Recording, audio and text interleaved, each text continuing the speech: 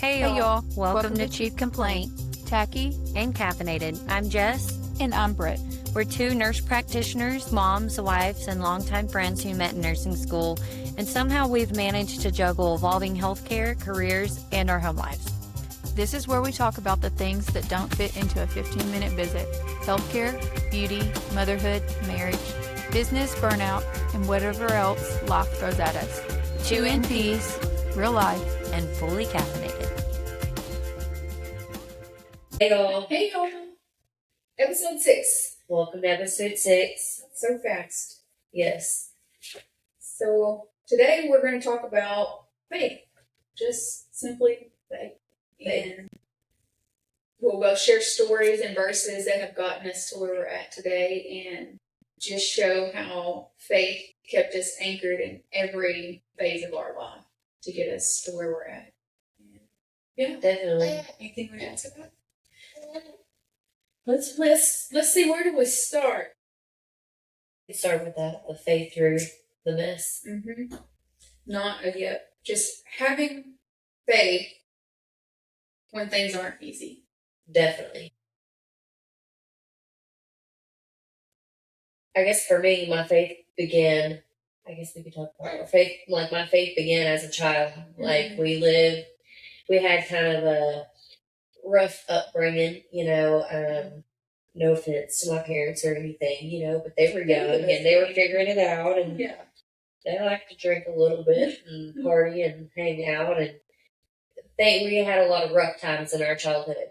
But we had a Baptist church at the end of our road that our parents would let us walk to that church on Sunday mornings, Sunday nights, Wednesday nights. So it was like a place for us to escape, like somewhere where we got to go play, have planned activities and things as kids. And that's where my faith began. That's where I learned to have a respectable fear of the wrath of God and was baptized there. So that's where my faith began in childhood, kind of as like somewhere to go, kind of get out of the house a few times a week. Yeah. I think mine kind of the same way, but my grandmother lived in Rusk. And every Sunday she would drive to Jacksonville and pick me. And it was just me and the sister under me at the time. We're 18 months apart. And it didn't matter if we wanted to go or not. She was coming to get us. And now I look back at it, and Mom and Dad didn't go with us to church. They were either working or just didn't want to go. But she was driving. She'd call, on the house phone. Hey, I'm headed that way. Y'all better be ready. Not the house phone. Not the house phone. Yeah. Then we'd go. We'd sit in the pew, and it was an old Baptist church, but that's where my faith started. Had she not came and picked us up and taken us all those Sundays, I would have been a lot older before I even knew what faith was, what God could do. Yeah. She was dead set on making sure that we knew, at least had some kind of foundation. That's good. She planted a seed that I don't think she ever realized. She didn't get to see what it did for us, but I'm so thankful for that. Oh, that's sweet.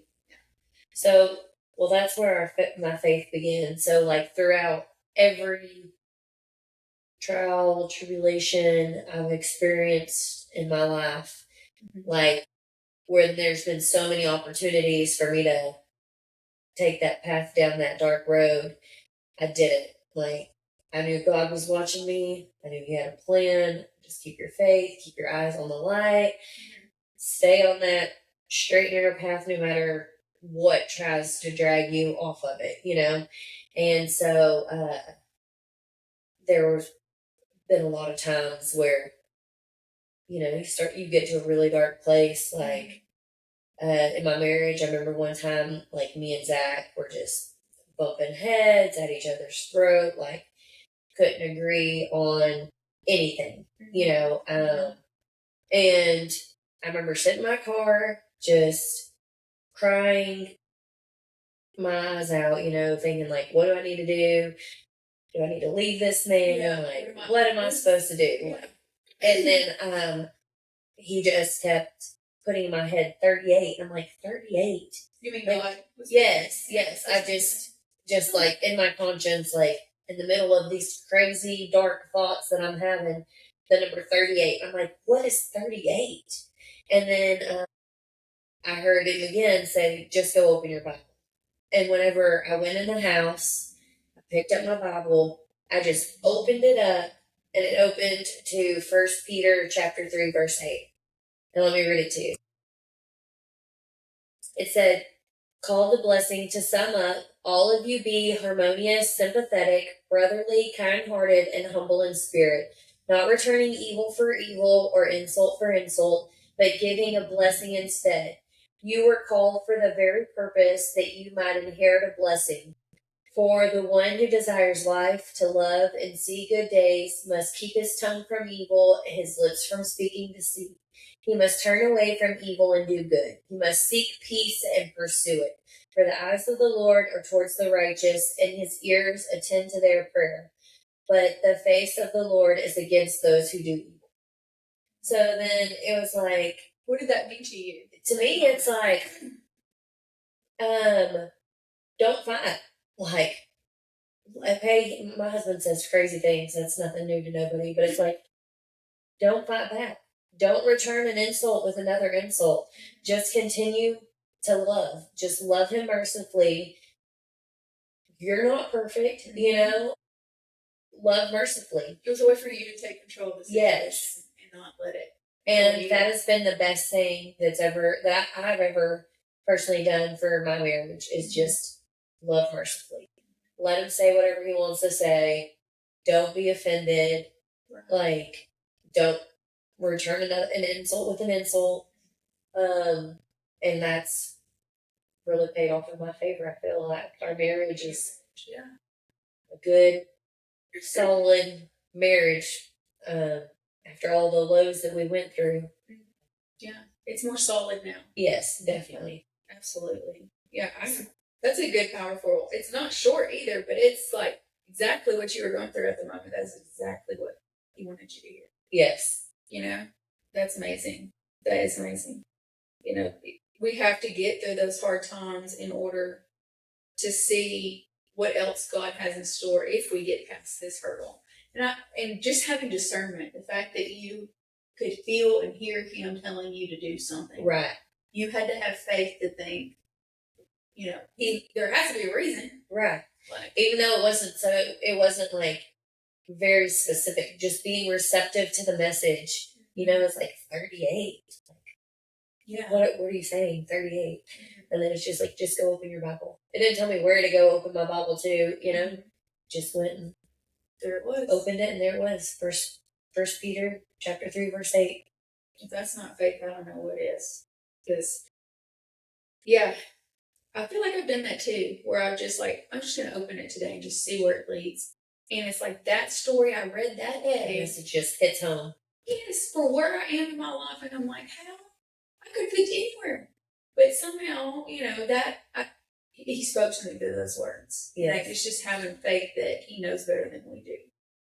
So faith, to me, wasn't really a feeling. It was something I had to decide to do to be able to keep showing up for myself and my family. Like, when I didn't see results, I needed to choose faith and not doubt.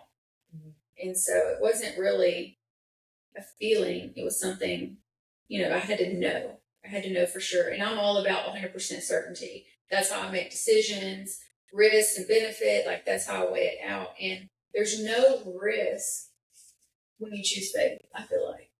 The only risk is in your brain, the doubt. But when you actually follow God and listen, like, what risk are you taking? There's a purpose. There's purpose for you, and there's a purpose for him in your life. And so having faith, just believing in something you can't see. I remember at a Bible study, they asked a bunch of us kids, like, what does faith mean to you? And everybody raised their hand. And somebody said that, and I was like, dang, ain't nobody going to repeat what they said. But yeah. It's believing something you can't see, or you don't know how it's going to pan out. That's exactly what it is. A Bible verse that I have saved in the past was Matthew 6:33. Seek the kingdom of God above all else and live righteously, and He will give you everything you need. Yeah. So, and I wrote notes beside that. This is about 2015 when I came across this, and it says, God is your provider and your sustainer. Do not worry about any of your needs. God will provide, He will shelter, and He will sustain you. He knows what you need and is forever present. So, I'm like, even in the bad time, even when I choose to do bad things, He's there. I have another faith story. Okay. And how God provides if you're just patient. Like, just another personal experience of what it looked like. So when I was in the LVN program, I already had my first son, and I was living in Chapel Hill, working in White House. My aunt was helping keep my oldest son in White House. So I go from Chapel Hill to White House, work in the morning, and then go from White House to Tyler, 2 to 9 for the LVN program, and then go from Tyler to White House to pick up my son, from White House to Chapel Hill. Well, I was out of gas, like had zero money, zero. Yeah. And I remember I was like, I can't miss any school. I have to get to work. I don't get paid till tomorrow. And I remember just praying, like, God, please provide a way. Like, how am I going to do this? You know, like, please just provide me a way. And I'm praying to Him as I'm pulling laundry out of the dryer, and a $5 bill was right there in my laundry. I never kept cash. You can call it coincidence if you want. Yeah. I know it was God 100%. He Okay. heard my prayer and He answered. He didn't give me $1 million in my dryer. He gave me $5, which was at that point in time just enough to get me gas in my car to get me where I needed to be and back until I got paid the next day. It was just enough. Just enough. Just enough. That kind of reminds me of the mustard seed. You know, that's my favorite verse. You know, if you have faith just this much, you can move that mountain. And it's like $5. Yeah. What this going to do? It got you everywhere. It was exactly what I needed at that time. Yeah, absolutely. That's amazing. That is amazing. Now, can I just like find a bag of money? Yeah. Outside of the parking lot? No, God knows what we need. Yes. What we don't. So. And while we're talking about doubt, I guess, was there ever a time that you doubted your faith? Oh, yes. Or you doubted if God was real? I don't know if I doubted that He was real. I feel like I've always felt that He was real. But I doubted His presence. Like, why didn't you intervene? Why didn't you take me this way when you knew this was coming? You know, just not understanding. But His time is perfect. And His time is divine. You can't even match His time. When you lose control, you feel like there's nothing else. You know, like, I don't have control of this situation, and you have no choice but to give it over. But the time when I doubted was when I had my first miscarriage. Like, here I have a mother with 5 healthy girls, never lost a pregnancy. Sisters are having babies, like, you know, nobody's business. And it's like, I'm the oldest, and I lose the first pregnancy. I have, my nursing license. I got my own place, like, I'm the most established. But I can't have a kid. Like, what else am I not doing? And I remember feeling inadequate as a person, as a woman, as a person, and I thought, this just isn't going to happen. It's not happening. This very first pregnancy is not successful. So I doubted His presence. Like, wow. But it was not the right time. Right. It was not the right time. And in hindsight, it's definitely 2020. Now looking back, I'm like, there was so much more I needed to do. Right. Before that happened. So losing control really is a scary part for me. Like, I'm a planner, I'm a doer, I like to control. But faith forced me to move into something like move without having answers. Yeah. Just keep moving. Like, keep doing what you're doing. There's going to be a reason, Just trust and that's just one time with me, but that's one that sticks out in my brain. Yeah. So yeah, I do. I have a interesting story. I didn't doubt God, but I had a period of time where let me clarify, the period of time was like literally 2 days. That God was like, okay, I'll let you stew on this for 2 days. But I doubted Jesus Christ coming and walking the earth. Oh, you know, so I'm sitting in a philosophy class at TJC, and the professor of the philosophy course I was taking also taught a theology course. And he was Jewish, and he was saying, you know, like, well, you know, the Bible is just a bunch of stories put together, that they had a canonization of the Bible where all these different groups of people brought their stories, and then they sorted through and decided what stories they wanted to put in this Bible. But all these are just people's perspectives of what happened. Well, I'm a big person on perspectives, because I'm like, well, hold on. Like, me and you could both walk in this room, and I walk in this room and I think, oh my gosh, this is the most beautiful, bright, perfect temperatured room I've ever been in. And you could walk in at the same time and say, oh, this room feels dingy. It's hot in here. It's got a weird smell. Yeah. So while I had a wonderful perspective, yours was not, but it's in the same room. Yeah. So then I just start questioning things, because I'm an overanalyzer. And I'm like, well, maybe these things are altered. Like, maybe Jesus Christ didn't walk the earth. Like, you know, like, this guy knows a lot more about the Bible than I do, and he believes that Jesus hasn't walked earth yet, you know. Never told a soul this. This is just like inner dialogue that I'm having with myself. Oh, okay. Yes. So I'm having this inner dialogue for 2 days, and in those 2 days, you know, I lived in Chapel Hill. It's that same time frame. There was like a little cutoff road from Old Henderson Highway to the spur that I would take, and it's like a hilly road, no houses on it, just trees, like 2 miles of trees on both sides. Well, I'm going down that road, heading to the house, and on all the trees, on one little random tree, I see a sign probably about the size of my notebook, and it says Jesus. That's all it says, Jesus. So I'm like, okay, whatever. That I've been living here for years, never seen that. Like, somebody obviously just put it up, whatever. Yeah. Well, then I had to go to Longview to meet my dad. Going down I-20, and this big old 18-wheeler merges onto I-20 and almost hit me. And across the back of that 18-wheeler was the Bible verse, John 3:16. Also, it was John 3:16, which is, for God so loved the earth that he gave his only begotten Son, that whoever shall believeth in him shall not perish but have everlasting life. So I'm like, it was a very specific verse about him sending his Son to the earth. And the truck almost hit me, so it obviously got my attention. You know, the final thing there in that same 2 days is, I think it was the next day, I was at Walmart, and I'm unloading the things out of my buggy onto the little spinny, the conveyor belt. That's way more smart than what I was going to say. Okay. Anyways, I was loading my things out, and it's just me. Nobody's in line in front of me, behind me, to the right or left. No kids are with me. It's just me. And I dropped something. And I'm like, okay, well, let me set this down. Well, I set the grocery up there, and I bent down to pick it up right by my foot.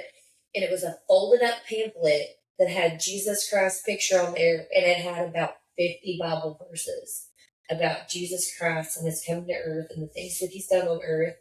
I'm like, never seen that pamphlet before in my life, but it fell off of me.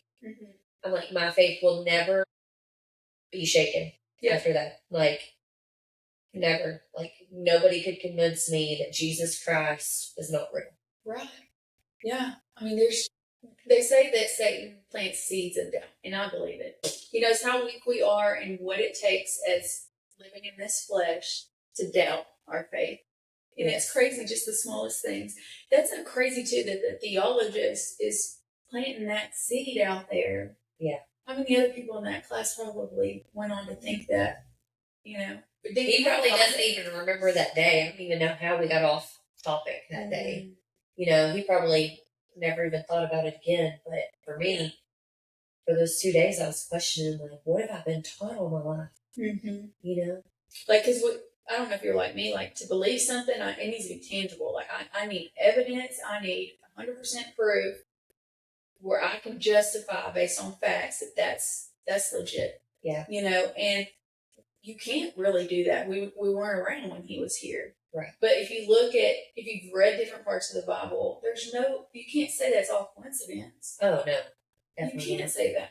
And there's too many stories about him in the New Testament, you know, that are very consistent by different people. Yeah. You know, so, and I don't know if you've seen where they have found his shroud, the shroud that they wrapped him in. Oh, no. They have what they believe is the original one, but it's been like studied by so many people. But you have to look it up. After we're done, you have to look it up because it shows the shroud that they wrapped him with all the scents and stuff, and placed him, you know, in that cave. The shroud was saved all these years, and they have it posted in a museum, and it's very fragile by this point. Yeah. But they ran it through like X-ray or something, and you can see the imprint of his face. Really? From the blood. You can see where his hands were. And there were so many things anatomically correct. There was no, you gotta look it up. And then it's kept somewhere. I can't remember where it's kept. But they truly believe that it was about the same size as him, not the shroud, but the actual imprints of the blood. You could see where he had the thorn.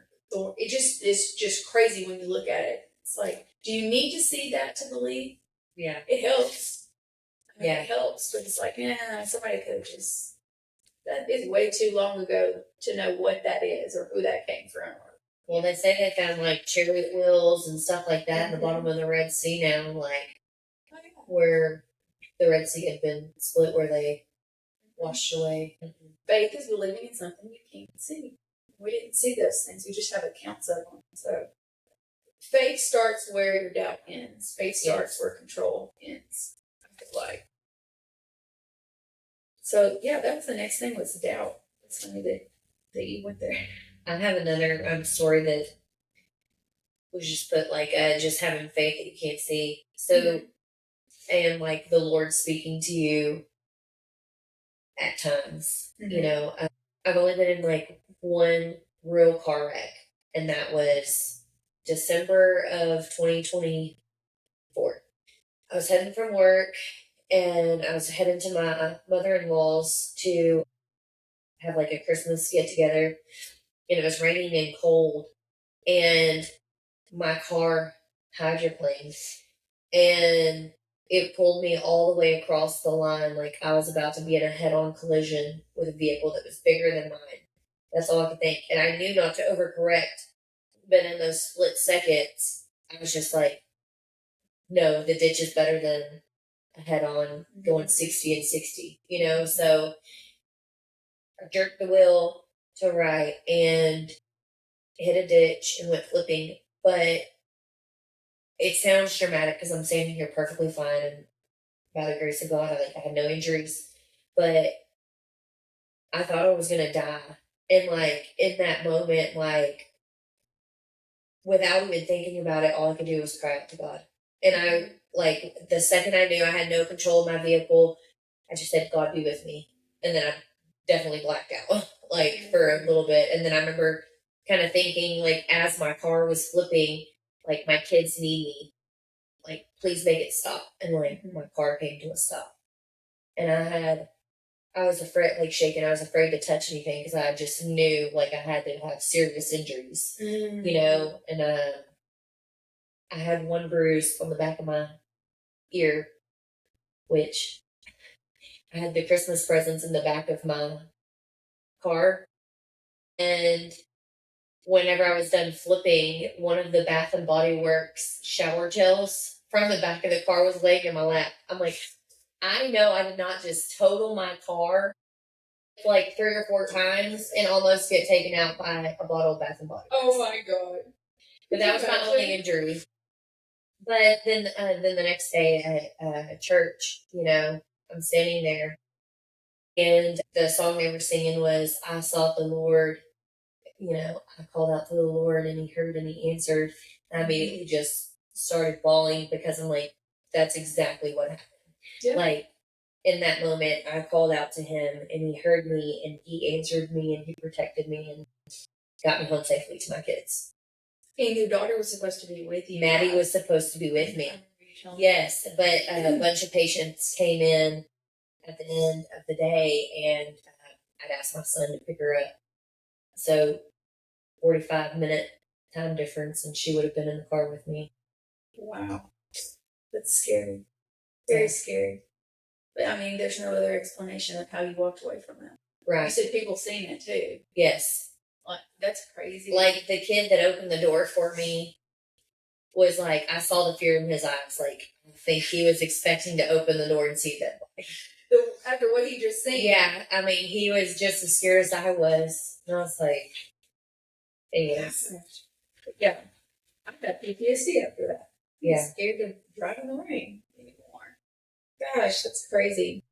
You know, just in our daily lives, how we just remember to think about him or ask for his help. Yeah. You know, sometimes we don't always call out for God until we need him. Right. You know, not just thank you or I have faith that you're going to let me live throughout this day, or thank you, or having faith that he's going to get you from home to work or your kids from school back home. Like, that's just faith. But when something bad happens, we're quick to lean on our faith. I think that's just being human, though, you know. Yeah. I think we all do that because we're so busy.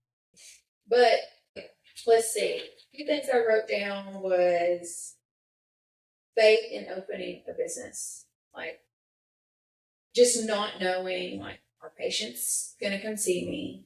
I'm a new provider in this small town where there's not many other providers. So the competition to me is high because there's not a bunch of us. There's already well-established, you know, clinics and stuff. So where am I going to fit in? Where is there even enough of the pie to eat from? Right. You know, this isn't my hometown. We've been here for 6 or 7 years, but, you know, pricing decisions, what am I going to be able to afford? And am I making the right decision? And it's like, I feel like that was definitely a God thing, a faith thing. Because, you know, I worked at an urgent care who had shut down before at multiple locations, was threatening within the next 2 weeks of shutting down the location I currently was at if numbers didn't come up. Yeah. And to me, they weren't playing. They'd done it. So the fear of being jobless was greater than the fear of stepping out on my own and doing it for myself. I'd already helped a different provider in another town open a practice. I helped open multiple med spas in the past. Like, it's not like I didn't know what I was doing. I was like, where am I going to get the money from? Right. And so at that point, I was like, I got to do something. I just started making good money as an NP. I can't not have a job, and I can't wait for them to make that decision. I'm going to have to make that decision because here I am in control of everything. So, but I'm like, how am I going to do this? And I remember just like praying and crying about it. And I didn't spend too much time dwelling on it because I was like, you got to come up with a plan. Like, you got 2 weeks. Yeah. So I didn't wait the 2 weeks. I was just like, you know what? And at the time, the provider in another town that I helped build his practice, I was working as a nurse practitioner for him. When I decided to pull back from the urgent care that was going to close, and he wanted me to come there full time. Okay, I got another full time job. Backup plan, 45-minute drive away. You know, been working both jobs all year, making it work somehow. Working 6 and 7 days a week. I worked for him 3 or 4 weeks, and then he decided to pull the plug on practice on a Sunday night. So, yeah, I was jobless that next Monday. So you had to. What else? So there's a few things that like were coming to mind. We've said it before, like God doesn't close one door or he doesn't open another one. And then also I was thinking of Field of Dreams, like if you build it, they will come. You remember that show? Like, you remember that movie? Yeah. That's what I was thinking. Like, just do it, Brittany. He'll send the patients in here. Yeah, and people keep telling you that, and you're listening. You're seeing money go out the door, but you're not seeing money come in or patients. Yeah. So, you know, people have to know you're Good things come to those who wait. Yes, I was just like, okay. Then I just looked at my retirement, and I'm like, there's not too much in here because, you know, I hadn't contributed enough, but I'm going to take out what's in here, and I'm just going to live on prayer. Yeah. And throw it throw it into practice. And this place here that we're in this was in September. Mhm. This place has been vacant since March of that year. Wow. No, and they had interviewed several people, but they just weren't the right business that they wanted to move in there. And I just happened to see it come across Facebook Marketplace, that they were leasing it, and I was like, this was March. There's no way they're still. And I reached out, and they responded, and they were like, actually, it is still vacant. If you want it. This was just one big open, 480 square feet. And I got to start somewhere, though. Yeah. I got this money, I have this plan, and I have this faith. Like, God wouldn't be putting this in my heart to just do it. That's what I kept hearing. And making everything align. Yeah. And it did. And it did. And I came in and toured, and she's like, we've been looking for the right person. And she's like, it's yours if you want it. It's for you. She's like, then there, and it's funny because I had heard there was another MP looking at this very same place. Oh, really? And a week later, after I committed, she asked, had I waited 1 week later, I wouldn't have had this opportunity. Because land isn't cheap here. Renting places are not cheap here in Bullard. Yeah. You weren't going to be able to build. Like, I needed a game plan, and this just opened. And then we had to make it into a clinic. So I just started drawing up plans, and then my brother-in-law handed them over to somebody that he knew, and they made it happen. You know, like, it was crazy. It was crazy. Yeah. So, and then I jumped into another urgent care job the same month. So I've been working that job and here at the clinic this year, here in September will be a year. But before that, I was doing it. So I'm just constantly, I keep working myself like a dog each week, knowing it's going to get better. And it is. It is getting better. But all those little things that happened along the way in my career, like working at a hormone clinic for my first 6 years of being a nurse, having doors closed at different med spas, different things come against me or delaying me going to school, like it all had to align to get me here. And had I not had faith and just had a pity party, like you say, I would not be here. Not be here, because I didn't come for money, and I didn't come from inheritance that could help me open. Like, we literally started with 400-some square feet, and it's a dream. And to keep this dream alive, I work my butt off. Yeah, you're doing great. I'm proud of you. Well, thank you. Thank you. And I know I want it to serve others. I want it to be a place of refuge for those patients that have not been heard. Yeah. Like a different experience than what we're used to going, being herded like cattle in and out of the clinic. Like, God, I have faith that you gave me this degree and you gave me this space to make differences in lives. And use me. Yeah. So that's kind of how, having faith and having a business, that's kind of how they've gone together. There's seasons where I didn't see the full picture, but, I just kept living anyways. Not knowing.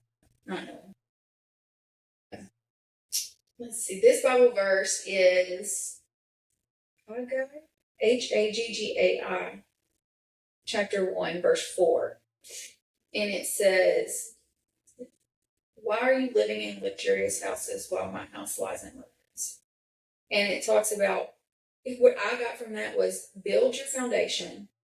Build your foundation with faith and believing in God's word.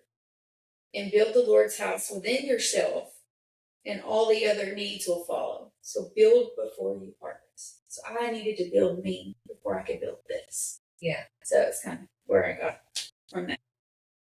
Okay. We had to take a brief intermission.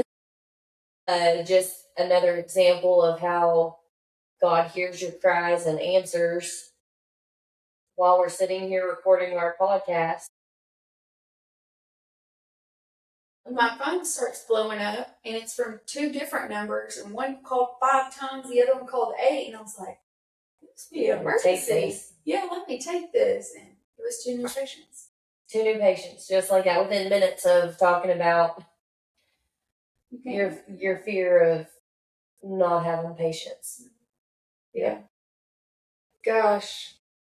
Only He knows. Yes. Only He knows what we need. I know one of my favorite things to say at the end of every prayer is like, I trust in your will for my life. Like, if that means it ends in 5 minutes from now, if it ends 50 years from now, 60 years from now, like, let it be your will.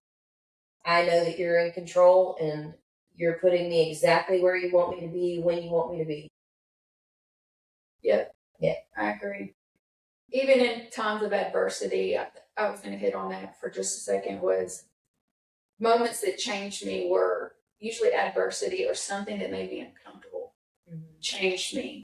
And it just strengthened my faith. It didn't change the way I thought about God or his abilities. It just made my faith even stronger.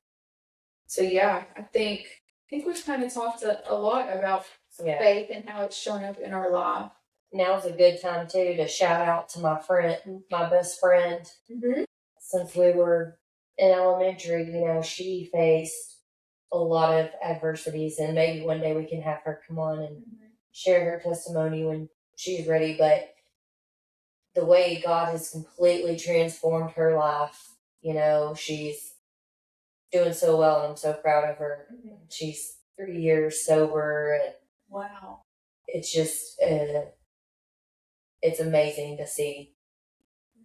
But if she hadn't been put in all those places that she was put in, maybe her faith wouldn't be as strong as it is today. Yeah, absolutely. Even when everything's falling apart, you just feel like there's no way out. There's a way. Yeah. There's just keeping your faith in God, leaning on him, trusting in him, trusting in your plan, in his plan for you. And there will be voices, there will be people, there will be spiritual warfare. They're going to do everything to deter you from God and from the path that he's chosen from you. And you have to be wise enough not to listen. Right. Yeah.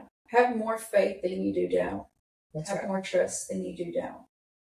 I'm going to share a favorite Bible verse. As I've sit here blabbing this whole time, or in other times too.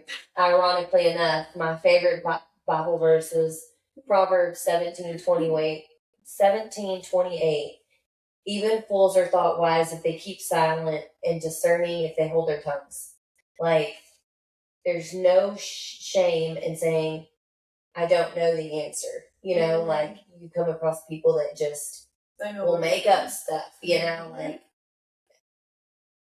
misleading, or just make themselves look foolish talking about something that they don't know what they're talking about. Whereas if they would just stay silent in that moment and maybe listen and not speak, then they appear to be wise. Now just listen and stay silent.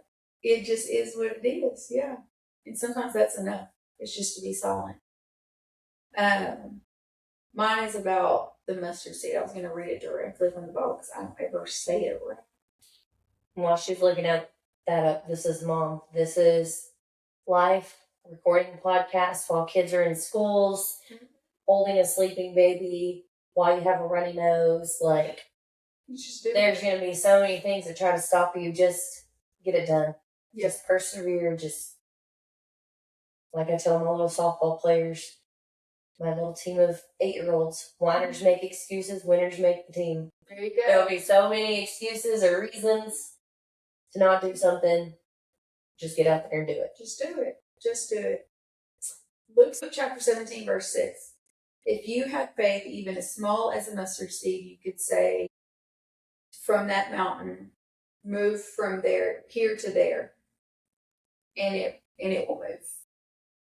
There's different versions of it, but that's just the way the NLT says it. Yes. But just having faith, just little bit of faith. Job is probably my favorite story in the Bible, where everything was stripped from him, everything, and he still had faith at the end. Yes. It's like his whole life was turned upside down. Oh, yeah. 100%. And that's like, if Job could do it, I could do it. Oh, absolutely. Mm-hmm. Absolutely. Yeah. Adversity, you rebuild yourself during adversity. You find out who you really are after, going through the fire, I feel like. And Job was rewarded in the end. He was. So, you don't always see the picture in the beginning. You go through some hard times. I know, so we're wrapping it up, but my second son, he had a chromosome deletion and was never supposed to even make it here. They kept telling me I was going to miscarry. Well, then it got past the point of miscarriage, then he was going to be a stillborn. Well, then I made it to 37 weeks, and they're like, oh, well, he won't survive past birth, but he did. And he lived for a month, and losing a child was like extremely hard. But that didn't deter my faith, and I feel like God rewarded me way more with 4 more kids after that, where I could have let that be like my downfall, or that could have been a big turning point. I just kept my eye on the lot, trusted in Him, trusted in His plan. Perspective is key to perseverance, right? Like, thank you, God, for that 1 month that I got to spend with my baby, because I was expecting to never get to meet it. Yeah. And so just keeping your faith, like, He always rewards you in the end. Oh, yeah. That is such a powerful story, because you didn't see why you had to go through that. Like, you're an amazing mom. I don't know if you realize that, but I watch you, not just with Miley, but I've watched you over the years, and it's like, you were meant to be a mom. That wasn't meant to stop you. That was made to strengthen you, because there were 4 more of those things coming. Miley is the caboose, but there's so many before her, and it's like, Miley, you get the best part of mom, because she's had to go through all these things. Yes. With every kid, I'm like, my oldest, I'm like, son, I'm going to be real honest, I don't know how you survive. Like, I don't remember feeding you half the time. Like, I didn't know nothing about being a parent, Like, I had to learn. He is a dang good kid. Yes, he is. You would not ever so know blessed. That. He is such a good kid. Such a responsible young man. So, yeah, I hope that we resonated with someone about our faith. We could go on and on. On and on. This is just the tip of the iceberg.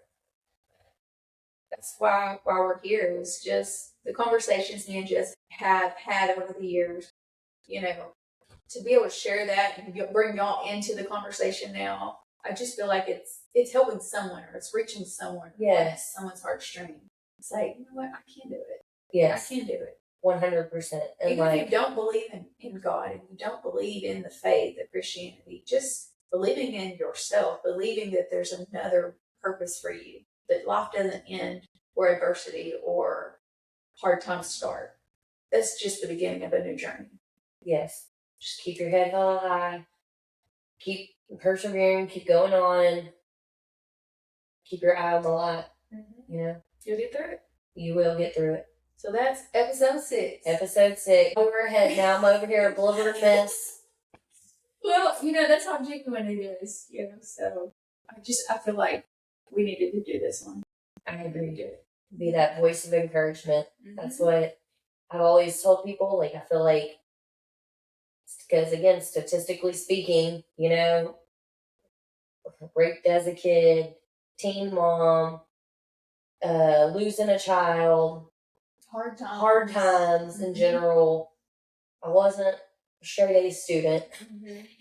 Like, the odds come from a poor family. Like, statistically speaking, I should not be here. But I was like, and through all the different obstacles and the failing a course or not getting accepted, like, I knew that I would be here so that I could have this platform to be that voice of encouragement to somebody else that has gone through similar traumas, similar trials. It gets better, and keep your light on Him, and He will provide a way